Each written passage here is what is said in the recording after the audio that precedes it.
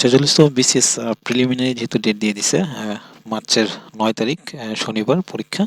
তো পিএসসি কিন্তু এর আগে যত পরীক্ষা নিয়েছে বিসিএস সবগুলোই কিন্তু মোটামুটি শুক্রবার ছিল। তো এইবারই মোটামুটি বলা যায় প্রথম কিনা যায় না, তবে রিসেন্ট যতগুলো পরীক্ষা হয়েছে ততগুলোর মধ্যে বলা যায় হচ্ছে এই প্রথম হচ্ছে শনিবার পিএসসি ডেট ফিক্স করেছে 46তম বিসিএস প্রিলিমিনারির জন্য। তো এখন আপনাদের হাতে এখন সময় আছে বলা যায় 50 দিন, এর বেশি একদিনও সময় নেই, বা বলা যায় 50 থেকে আশেপাশে বা 49 দিন সময় আছে। তো সেই 49 দিন আপনারা কিভাবে কাজে লাগাবেন, তো সেটা নিয়ে আজকের পর্ব। এবং আজকের পর্বে আপনাদের এই 50 দিন আপনাদের কি কি করণীয় সেটার নিয়ে ডিটেলস খুঁটিনাটি বলার চেষ্টা করব। এবং আজকের পর্বটি একটু লেংথি হতে পারে, তবে আজকের পর্বটি অনেক অনেক গুরুত্বপূর্ণ। কারণ আজকের পর্বে লাস্ট যে 50 দিন আমাদের যেহেতু প্রিলিমিনারি চলে আসছে, আমি আগেও বলছি, বারবার বলছি আপনাদেরকে যে প্রিলিমিনারি মার্চ ধরে পড়ার জন্য। ইভেন এটাও বলছি যে 8 মার্চ হওয়ার সম্ভাবনা আছে। তো পিএসসি আজকে সিদ্ধান্ত নিয়েছে যে হচ্ছে 9 মার্চ প্রিলিমিনারি হবে। তো আপনারা সবাই জানেন। তো এই নিয়ে আসলে নতুন করে বলার কিছু নেই। তো তারপরেও এখন হচ্ছে আমরা যেটা দেখব যে লাস্ট যে 50 দিন আমাদের কি করণীয় সেটা আমরা ভালো করে দেখার চেষ্টা করি। তো আজকের পর্বে আমি সবগুলো সাবজেক্টেরই একটু ডিটেলস পড়ার চেষ্টা করব। আপনারা হচ্ছে ওইভাবে পড়ার চেষ্টা করবেন যাতে করে সামনে যে প্রিলিমিনারি আছে সেটাতে আপনারা ভালো একটা ফলাফল নিয়ে আসতে পারেন। তো কি কি করণীয় সেটা আমরা আজকে দেখার চেষ্টা করি। তো চলুন আজকের পর্বটি শুরু করা যাক। তো আজকের পর্বে এখানে আপনারা হয়তো এখন অলরেডি জানেন যে যেহেতু আপনার প্রিলিমিনারি অলরেডি পড়াশোনা শুরু করে দিয়েছেন, তাদের জন্য আজকের পর্বটি অনেক অনেক গুরুত্বপূর্ণ। এবং আজকের পর্বটি বেশি গুরুত্বপূর্ণ তাদের জন্য যারা হচ্ছে নতুন প্রিপারেশন নিচ্ছেন এবং যাদের প্রিপারেশন মোটামুটি আছে, এবং হচ্ছে যারা একটা কিভাবে লাস্টে 50 দিন কাজে লাগাবেন সেটা বুঝে উঠতে পারতেছেন না হুট করে ডেট দেওয়াতে। তো আপনাদের এখন কি করতে হবে সেটা আজকে দেখার চেষ্টা করব। তো বাংলার জন্য আপনারা অলরেডি কিন্তু আমি বাংলার যে সাজেশন বলা যায় সেটা কিন্তু আমি অলরেডি আমার ইউটিউব চ্যানেলে দিয়ে দিছি। বাংলা তারপর সে ইংরেজি দুটোই কিন্তু অলরেডি আমার দেওয়া আছে। তো আপনারা ওটা ভিডিওতে দিয়েছি। এবং হচ্ছে আমাদের গুরুত্বপূর্ণ যে টপিকস 120টা, সেই 120টা টপিক্সের মধ্যে বাংলার যে প্রথম পর্বই আমি 120টা টপিক্সের যে প্রথম পর্ব ওইখানে কিন্তু আমি বাংলা গ্রামারটা অলরেডি ক্লিয়ার করে দিছি। এবং ওইখানে ওই পর্বটা বেশি গুরুত্বপূর্ণ, কারণ ওই পর্বতে আমি বাংলা যে গুরুত্বপূর্ণ যে যে গ্রামার পার্টগুলো আছে সেই পর্বে আমি অলরেডি বলে দিছি যে এই চ্যাপ্টারগুলো বেশি গুরুত্বপূর্ণ এবং এই চ্যাপ্টারগুলো বেশি গুরুত্ব দিবেন। এবং কোন কোনগুলোর উপর বেশি গুরুত্ব দিলে আপনারা বেশি মার্কস তুলে নিয়ে আসতে পারবেন সেটা কিন্তু আমি প্রথম পর্ব 120টি গুরুত্বপূর্ণ টপিক্সের প্রথম পর্বে বলে দিছি। এবং আলাদাভাবে একটা শর্ট সাজেশন আছে, সেটা দেখে নেবেন। তো এই বাংলা এবং ইংরেজি, তো বাংলার জন্য আমাদের এখানে যে 35 মার্কস আছে সবাই জানেন মোটামুটি। তো এই 35 মার্কসে আপনাদের টার্গেট মার্কস যেটা হওয়া উচিত সেটা হচ্ছে 25 প্লাস মাইনাস। মোটামুটি 24 থেকে 25 আপনাদের এখানে পেতে হবে যদি প্রিলিমিনারি ভালো করতে চান। তাই 24 প্লাস মাইনাস বা 25 প্লাস মাইনাস আপনাদের এখানে পেতে হবে। তো তার জন্য কিভাবে কি করবেন সেটা কিন্তু আমি অলরেডি বলে দিছি। তো আপনারা প্রাচীন যুগ, মধ্যযুগ এবং হচ্ছে এই দুইটা পার্ট পুরোপুরি ভালো করে পড়ার চেষ্টা করবেন, কারণ এখানে মোটামুটি যে 4-5 মার্ক আসবে মোটামুটি এখান থেকে বলা যায় এখান থেকে আপনারা পারবেন। এবং হচ্ছে যেহেতু অল্প সময় আপনারা ডাইজেস্ট থেকে পড়ে নিতে পারেন ওই পার্টটুকু, আশা করছি অনেক উপকৃত হবেন। এবং বাংলা সাহিত্যের জন্য গুরুত্বপূর্ণ যে রাইটারগুলো আছে সেগুলো আমি অলরেডি বলে দিছি। এবং হচ্ছে 120টি গুরুত্বপূর্ণ টপিক্সের মধ্যেও কিন্তু আমি অনেকগুলা রাইটার দিয়ে দিছি, এবং সেই রাইটারগুলো বেশি বেশি গুরুত্বপূর্ণ। এবং সবার প্রথমে যেটা করবেন সেটা হচ্ছে পিসি নির্ধারিত 11 জন যে রাইটার আছে সে 11 জন রাইটার পড়বেন। তারপর পঞ্চম পাণ্ডব 5 জন আছে, সে 5 জন পড়বেন। পঞ্চপাণ্ডব যে 5 জন আছে সে 5 জন পড়ার চেষ্টা করবেন। দেন হচ্ছে আরো কিছু রাইটার পড়ার চেষ্টা করবেন যেগুলো থেকে প্রশ্ন আসছে। আমি কিন্তু একটা বাংলা ইংরেজি এই দুইটা ভিডিওর মধ্যে অলরেডি বলে দিছি। তো আপনারা হচ্ছে বাংলার জন্য এইভাবে প্রিপারেশন নিতে পারেন, ঠিক আছে। তারপর ইংরেজির জন্য কিন্তু আমি অলরেডি বলে দিছি যে আপনারা বিশেষ করে ইংলিশ লিটারেচার নিয়ে কিন্তু আমার চ্যানেলে অলরেডি ভিডিও আছে, আপনারা দেখে নিতে পারেন, ওইখানেও ডিটেলস বলা আছে। প্লাস হচ্ছে আপনারা যে কীভাবে লিটারেচারে আপনারা 15-র মধ্যে প্লাস 10 থেকে 12 প্লাস মার্কস তুলতে পারবেন সেটাও কিন্তু অলরেডি দেওয়া আছে। এবং 120টি গুরুত্বপূর্ণ টপিক্সের মধ্যেও কিন্তু লিটারেচারের গুরুত্বপূর্ণ যে রাইটারগুলো সেগুলো অলরেডি আমি দিয়ে দিছি। এবং আপনারা জেনে থাকবেন যে 120টি যে গুরুত্বপূর্ণ টপিক্স এটা কিন্তু অলরেডি 5টা পর্ব আমি দিয়ে দিছি, এবং এই 5টা পর্বের মধ্যে মোটামুটি 105 থেকে 110 মার্ক আশা করি কাভার করবে। অনেকটা মার্কসই কিন্তু এখানে কাভার করতেছে। তো আপনারা ওই টপিকগুলো যদি পড়তে পারেন অনেক দূর এগিয়ে নিতে পারবেন আপনাদের প্রিলির যে প্রিপারেশন। সামনে যেহেতু সময় কম, ওই টপিক্স গুরুত্বপূর্ণ টপিক্সগুলো পড়ে নিতে পারেন। তো ইংরেজির জন্য আমি যে গুরুত্বপূর্ণ গ্রামারগুলো, সেই গ্রামারগুলোর কোন কোন গ্রামারগুলো আপনারা বেশি বেশি পড়বেন সেগুলো দিয়ে দিয়েছি। ওই ইংলিশ প্লাস বাংলা সেটা দেখে নেবেন। এবং হচ্ছে গুরুত্বপূর্ণ যে টপিকস সেখানেও কিন্তু ইংরেজির কোনগুলো পড়া উচিত সেগুলো কিন্তু বলে দিছি। তারপরে এখানে আপনাদের টার্গেট মার্ক রাখা উচিত 24 প্লাস মাইনাস। যদি ভালো করতে চান এখানে 24 প্লাস মাইনাস আপনাকে পেতেই হবে। তারপরে যে বাংলাদেশ অংশটুকু আপনাদের তুলনামূলক বলা যায়। বাংলার যে বিষয়গুলি, বাংলার বিষয়গুলিতে মোটামুটি 30 মার্ক থাকে আপনারা জানেন। তো সেখানে আপনাদের টার্গেট মার্কস হওয়া উচিত 22 প্লাস একটা নর্মাল স্টুডেন্টের জন্য। এবং আপনারা দেখবেন এখানে কিন্তু আপনার 22 থেকে অনেকেই আছে এখানে আপনাদের 25, 26, 27 অনেক মার্কস, এবং 30-এ 30 অনেকে তুলতে পারে। তো এইখানে আপনারা বেশি জোর দেওয়ার চেষ্টা করবেন, কারণ বাংলাদেশ বিষয়গুলিটা মোটামুটি তুলনামূলক সহজ হয়। তো এখানে আপনারা বেশি জোর দেওয়ার চেষ্টা করবেন। এখানে 22 প্লাসের মধ্যে আপনারা যদি আরেকটু বেশি নিতে পারেন, বেশি তুলতে পারেন প্রিপারেশনটা ভালো করে, তো সেটা আপনার জন্য আশা করি অনেক উপকারে আসবে। তারপরে আমি সর্বনিম্ন মার্ক হচ্ছে 22 প্লাস ধরলাম।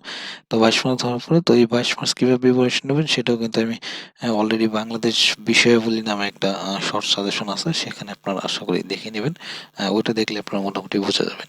তো বাংলাদেশ নিয়েও কিন্তু অলরেডি একটা ভিডিও অলরেডি আমার চ্যানেলে আছে, আপনারা শর্ট সাজেশন নামে একটা প্লেলিস্ট আছে সেখানে দেখতে পারেন।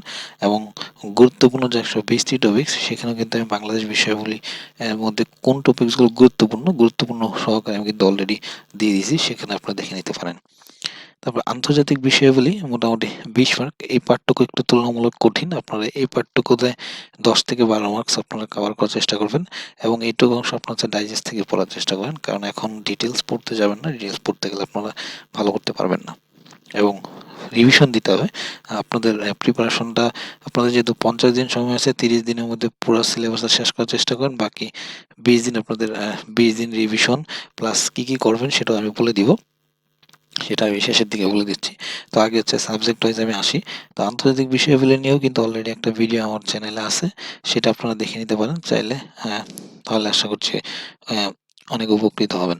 এবং আন্তর্জাতিক বিষয়গুলিতে আপনাদের মোটামুটি প্রিভিয়াস যতগুলো প্রশ্ন হয় সেগুলো পড়বেন, প্লাস হচ্ছে সমসাময়িক যে ঘটনাগুলো ঘটছে, এবং এই যে ইসরায়েল যুদ্ধ, গাজার যে যুদ্ধ, সেটা কিন্তু গুরুত্বপূর্ণ। সেই যে হট টপিকসগুলো সেগুলো আপনারা ভালো করে আন্তর্জাতিক অংশটা ভালো করে পড়ে নেবেন। তো মানসিক দক্ষতার জন্য আপনারা যেটা করবেন, মোটামুটি 12 প্লাস মাইনাস। এখানে মোটামুটি 12 থেকে আপনারা চাইলে আপনারা 13-14 তুলতে পারেন, কারণ এই পার্টটুকু একটু তুলনামূলক ইজি। কারণ হচ্ছে আপনারা বিগত বছরের যে প্রশ্নগুলো আপনার হচ্ছে প্রায় 10 থেকে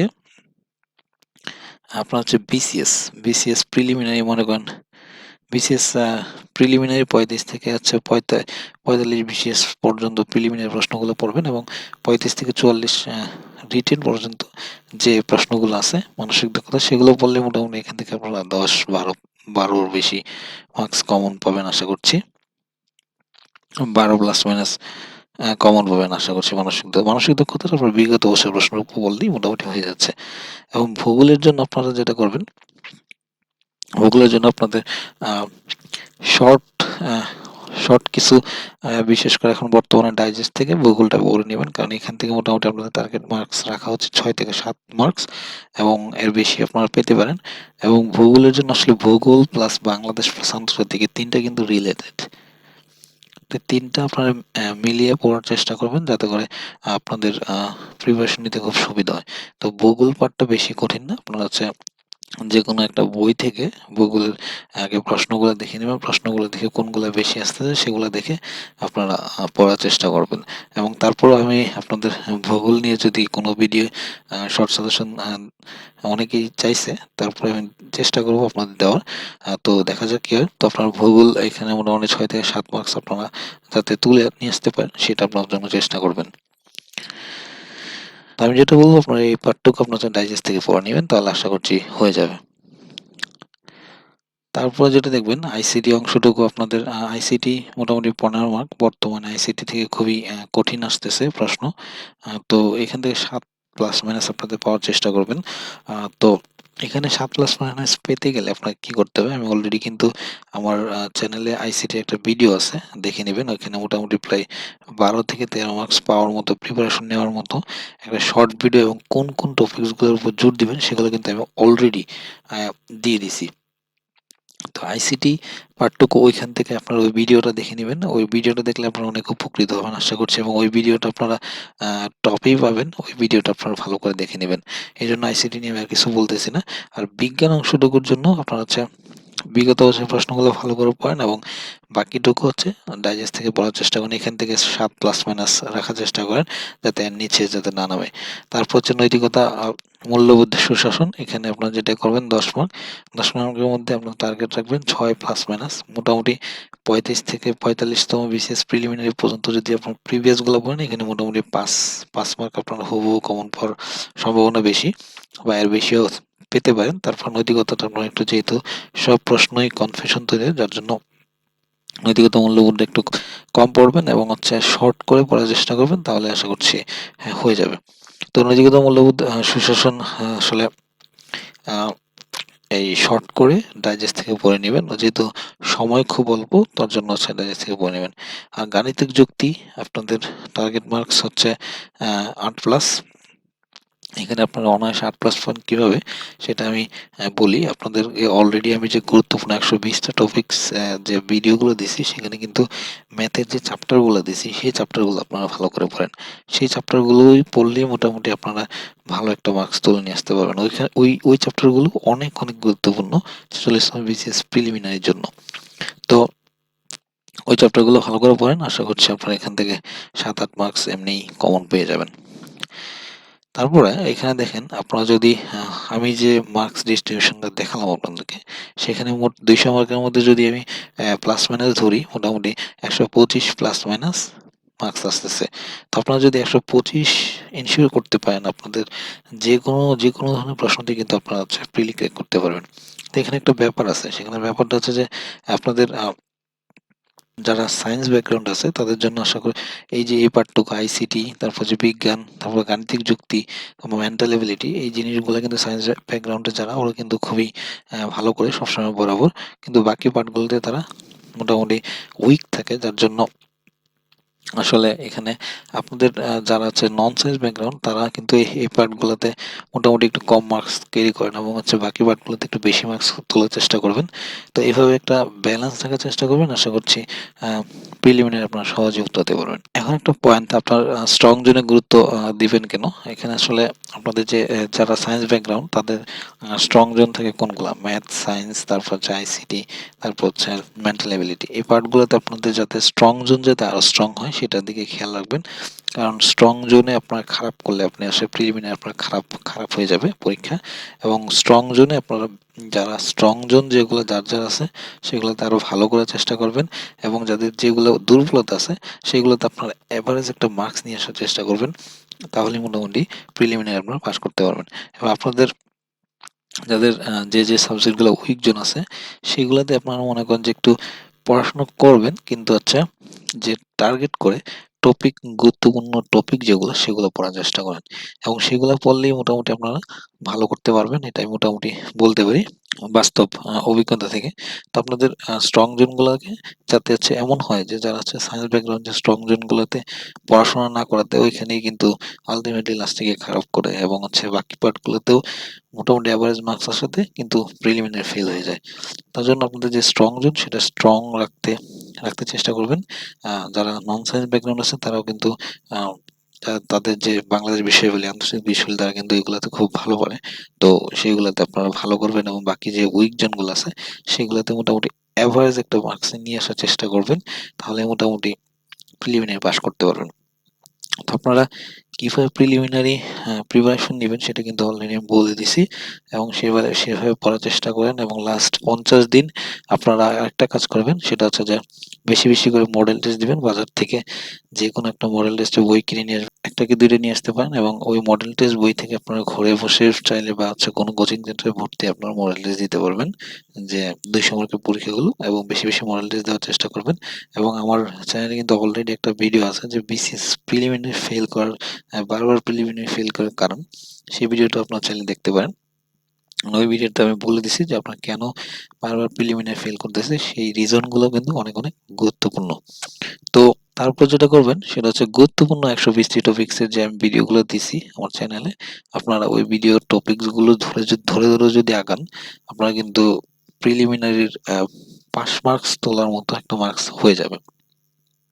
তো অলরেডি 5টা ভিডিও আমি অলরেডি দিছি এবং 5টা ভিডিওতে মোটামুটি 110 প্লাস মাইনাস বা হচ্ছে 105 থেকে 110 এর যে রেঞ্জ, সেই রেঞ্জ অলরেডি কিন্তু কভার করছি এবং ওই ওই টপিকস গুলো অনেক অনেক গুরুত্বপূর্ণ, সেগুলো কিন্তু আমি অলরেডি দিছি। তো আপনারা অনেকেই দেখছেন এবং হচ্ছে অনেকেই বুঝতেছেন যে আসলে ওই টপিক গুলো গুরুত্বপূর্ণ কিনা, বুঝতে পারতেছেন। তো আপনারা ওইভাবে পড়াশোনা করেন এবং হচ্ছে বেশি বেশি পরীক্ষা দেওয়ার চেষ্টা করেন। আশা করছি সামনে যে প্রিলিমিনারি আসতেছে 46তম, আমাদের যেহেতু খুবই অল্প দিন, 50 দিন, আসলে এত বড় সিলেবাস শেষ করা খুবই খুবই কঠিন এবং সেটা কিভাবে আপনারা হচ্ছে ক্র্যাক করবেন এবং হচ্ছে 50 দিন কি করবেন সেটা কিন্তু আমি অলরেডি বলে দিয়েছি, কোন কোন সাবজেক্ট কিভাবে পড়বেন সেভাবে পড়েন। আশা করছি আপনারা ভালো কিছু করতে পারবেন এবং গুরুত্বপূর্ণ টপিকগুলো আপনারা ভালো করে দেখবেন।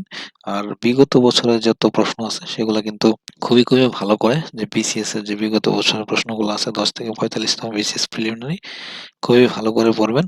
বিশেষ করে যেগুলো হচ্ছে রিসেন্ট রিলেটেড সেগুলো আপনারা বাদ দিবেন। বাকি যে অন্যান্য সাবজেক্টে যতগুলো আছে সেগুলো পড়ে নেওয়ার চেষ্টা করবেন এবং বিগত বছরের প্রশ্ন যাতে আপনাদের আসলে কমন আসলে যাতে কোনোভাবে মিস না হয় সেটার দিকে খেয়াল রাখবেন। তো আজকের পর্বটা এই এই ছিল, যেহেতু আমাদের ডেট দিয়ে দিছে এবং আপনারা এই টার্গেট নিয়ে আগান। আশা করছি সামনে যে প্রিলিমিনারি আছে আমাদের, যে 9 মার্চ শনিবার, ওই দিন আশা করি আপনারা ভালো পরীক্ষা দিবেন এবং যারা উপকৃত হচ্ছেন তারা জানাবেন কমেন্টের মাধ্যমে এবং আশা করছি আপনারা সবাই ভালো পরীক্ষা দেন, এটাই। আর যেভাবে বললাম সেভাবে স্ট্র্যাটেজিক্যালি আপনারা আগানোর চেষ্টা করেন, যাতে করে আপনাদের প্রিলিমিনারি পাস করতে কোনো সমস্যা না হয় এবং হচ্ছে যদি কারো কোনো ধরনের কোনো কিছু জানতে ইচ্ছে থাকে তাহলে আপনারা কমেন্টের মাধ্যমে জানতে পারেন, আমি উত্তর দেওয়ার চেষ্টা করব। এবং হচ্ছে আপনাদের সকলের জন্য শুভকামনা, তাদের প্রিলিমিনারি যেহেতু আমাদের 46তম বিসিএস প্রিলিমিনারি, যাতে আপনারা সবাই ভালো দেন। তো এই বলেই আজকের ভিডিওটা শেষ করতেছি। তো ধন্যবাদ।